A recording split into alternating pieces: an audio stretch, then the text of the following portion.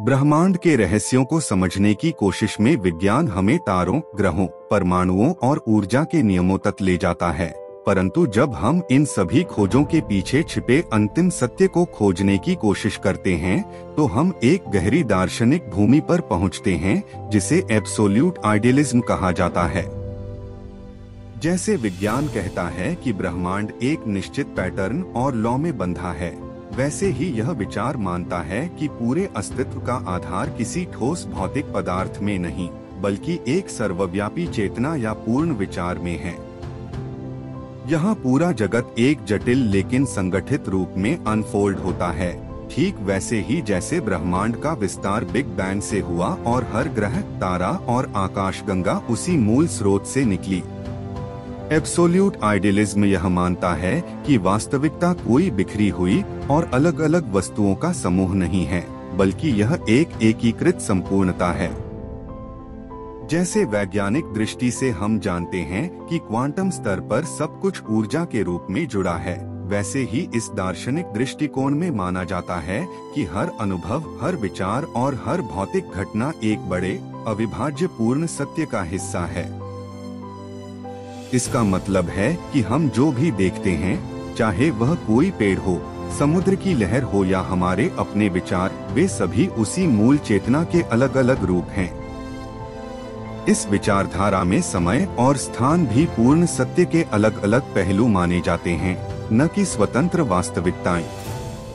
जैसे विज्ञान में स्पेस टाइम एक यूनिफाइड फैब्रिक की तरह कार्य करता है, जिसमें समय और स्थान अलग अलग नहीं बल्कि जुड़े हुए हैं, वैसे ही यहाँ कहा जाता है कि हमारी व्यक्तिगत चेतना भी उस ब्रह्मांडीय चेतना से अलग नहीं है। हमारी सोच, हमारी भावनाएं और हमारे अनुभव किसी एकांत में उत्पन्न नहीं होते, बल्कि वे पूरे अस्तित्व के प्रवाह का हिस्सा हैं। एब्सोल्यूट आइडियलिज्म का सबसे अद्भुत पहलू यह है कि इसमें विरोधाभास भी एक बड़ी योजना का हिस्सा माने जाते हैं। जैसे भौतिकी में पॉजिटिव और नेगेटिव चार्जेस, मैटर और एंटी मैटर या क्रिएशन और डिस्ट्रक्शन ब्रह्मांड के संतुलन को बनाए रखते हैं, वैसे ही इस विचार में जीवन के हर विरोध, हर संघर्ष और हर असमानता को एक ही पूर्ण सत्य की अभिव्यक्ति समझा जाता है। यहाँ अच्छाई और बुराई, खुशी और दुख, निर्माण और विनाश सब एक ही व्यापक व्यवस्था के हिस्से हैं, जो अंततः एक उच्चतर सामंजस्य की ओर ले जाते हैं। इस दृष्टिकोण से देखा जाए तो मानव जीवन का उद्देश्य केवल व्यक्तिगत सुख सुविधा पाना नहीं, बल्कि अपने आप को उस पूर्ण चेतना के साथ पहचानना है। जब हम यह अनुभव करते हैं कि हम अलग नहीं बल्कि उसी असीमित चेतना का हिस्सा हैं, तब जीवन का हर अनुभव, चाहे वह विज्ञान की खोज हो, कला की रचना हो या साधना का क्षण, उस एक ही अंतिम सत्य को उजागर करने का माध्यम बन जाता है। इस तरह एब्सोल्यूट आइडियलिज्म विज्ञान और दर्शन के बीच एक अद्भुत सेतु की तरह है। विज्ञान हमें दिखाता है कि ब्रह्मांड नियमों और पैटर्न्स से संचालित है, जबकि यह दर्शन हमें यह महसूस कराता है कि उन सभी नियमों और पैटर्न्स के पीछे एक सर्वव्यापी चेतना है, जो सब कुछ है और जिसके बिना कुछ भी नहीं।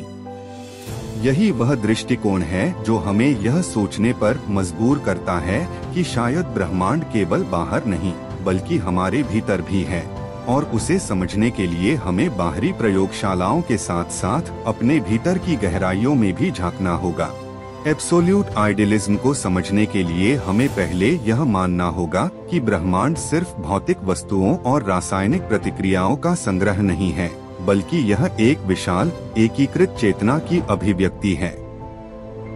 जैसे विज्ञान में हम देखते हैं कि क्वांटम स्तर पर कण केवल तब तक निश्चित रूप से मौजूद नहीं होते जब तक उनका निरीक्षण न हो, वैसे ही एब्सोल्यूट आइडियलिज्म यह कहता है कि वास्तविकता का अस्तित्व केवल चेतना के अनुभव में ही पूर्ण होता है। इस दृष्टिकोण से पूरा ब्रह्मांड एक विकसित हो रही चेतना का प्रतिबिंब है, जो खुद को समय और स्थान के माध्यम से जानने की कोशिश कर रही है। यदि हम खगोल विज्ञान की ओर देखें तो आकाशगंगाओं, तारों और ग्रहों का निर्माण किसी अराजक, बेतरतीब व्यवस्था से नहीं, बल्कि एक निश्चित पैटर्न और नियमों के आधार पर हुआ है। न्यूटन के गुरुत्वाकर्षण से लेकर आइंस्टीन के सापेक्षता सिद्धांत तक हर वैज्ञानिक खोज यह दिखाती है कि ब्रह्मांड में गहराई से जुड़ा हुआ एक अदृश्य तंत्र काम कर रहा है। एब्सोल्यूट आइडियलिज्म कहता है कि यह तंत्र केवल पदार्थ और ऊर्जा का खेल नहीं, बल्कि एक सार्वभौमिक माइंड का अनफोल्डिंग प्रोसेस है, जिसमें हर घटना और हर अस्तित्व का एक गहरा उद्देश्य है। जैसे जीव विज्ञान में डीएनए की संरचना जीव के पूरे ब्लूप्रिंट को समेटे होती है, वैसे ही इस दर्शन में हर छोटा से छोटा हिस्सा पूरे ब्रह्मांड की चेतना का हिस्सा है। इसका अर्थ यह है कि हमारे विचार, भावनाएं और अनुभव किसी व्यक्तिगत दिमाग तक सीमित नहीं, बल्कि उस अनंत चेतना की अभिव्यक्तियां हैं जो ब्रह्मांड को संचालित कर रही है।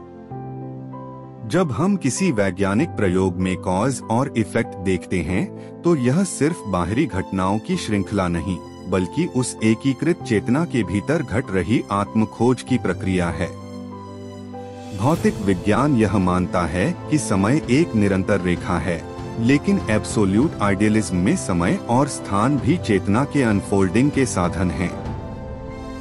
यह ऐसे है जैसे कोई जटिल सिम्फनी हो, जिसमें हर स्वर अपने स्थान और समय पर आता है, लेकिन असल में वह एक ही रचना का हिस्सा है।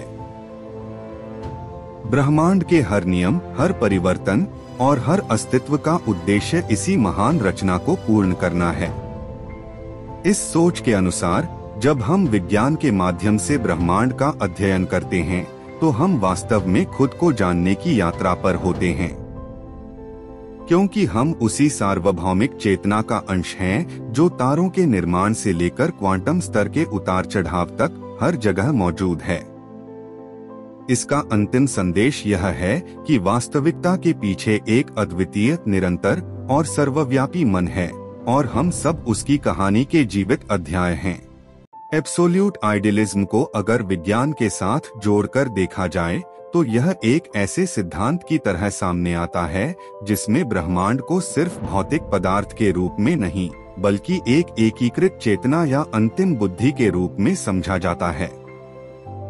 जैसे विज्ञान में यूनिफाइड फील्ड थ्योरी यह बताती है कि सभी मौलिक बल एक ही स्रोत से उत्पन्न हुए हैं, वैसे ही एब्सोल्यूट आइडियलिज्म मानता है कि सारी वास्तविकता एक ही परम चेतन सत्ता से प्रकट हुई है। क्वांटम फिजिक्स में जब हम वेव फंक्शन और ऑब्जर्वर इफेक्ट की बात करते हैं, तो यह स्पष्ट होता है कि निरीक्षक और वास्तविकता एक दूसरे से अलग नहीं हैं, बल्कि दोनों आपस में गहराई से जुड़े हैं।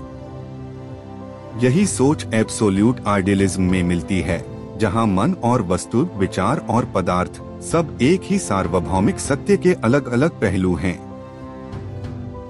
अगर हम इसे ब्रह्मांड की उत्पत्ति से जोड़े, तो जैसे बिग बैंग से पहले सब कुछ एक सिंगुलैरिटी में समाहित था, एब्सोल्यूट आइडियलिज्म कहता है कि वह सिंगुलैरिटी सिर्फ ऊर्जा या पदार्थ नहीं थी, बल्कि एक परम विचार, एक पूर्ण चेतन सत्ता थी, जिसमें पूरी सृष्टि का ब्लूप्रिंट मौजूद था। समय, स्थान और पदार्थ उसी परम चेतना की विस्तार प्रक्रिया हैं, जैसे कोई बीज पूरे वृक्ष का सार अपने भीतर रखता है। विज्ञान में डीएनए को जीवन का ब्लूप्रिंट कहा जाता है, लेकिन यहाँ पूरा ब्रह्मांड ही उस परम चेतना का डीएनए है, जिसमें हर तारा, हर ग्रह, हर जीव उसी एक मौलिक सत्य की अभिव्यक्ति है। इस दृष्टिकोण से देखा जाए, तो हम स्वयं भी उस ब्रह्मांडीय चेतना के हिस्से हैं, न कि उससे अलग कोई स्वतंत्र इकाई। जैसे इंटरनेट के सारे डिवाइस एक ही नेटवर्क से जुड़े होते हैं, वैसे ही हमारे विचार, भावनाएं और अनुभव उसी सार्वभौमिक नेटवर्क का हिस्सा हैं, जिसे हम वास्तविकता कहते हैं। यह सोच विज्ञान और दर्शन के बीच की खाई को पाटती है, क्योंकि यह स्वीकार करती है कि ब्रह्मांड का मूल आधार सिर्फ पदार्थ नहीं, बल्कि चेतना है, और पदार्थ उसी चेतना की दृश्य अभिव्यक्ति है। अगर हम भविष्य की दिशा देखें, तो न्यूरोसाइंस, आर्टिफिशियल इंटेलिजेंस और क्वांटम कंप्यूटिंग धीरे धीरे इस तथ्य के करीब पहुंच रहे हैं कि वास्तविकता की जड़ें मस्तिष्क से परे किसी गहरे स्तर पर स्थित हैं। एब्सोल्यूट आइडियलिज्म इसी को हजारों साल पहले दार्शनिक भाषा में कह चुका है, कि अंतिम सत्य न पूरी तरह वैज्ञानिक है, न पूरी तरह आध्यात्मिक, बल्कि दोनों का एक अदृश्य और अखंड संगम है, जहां ब्रह्मांड एक जीवित, सोचने वाला और अनुभव करने वाला संपूर्ण है।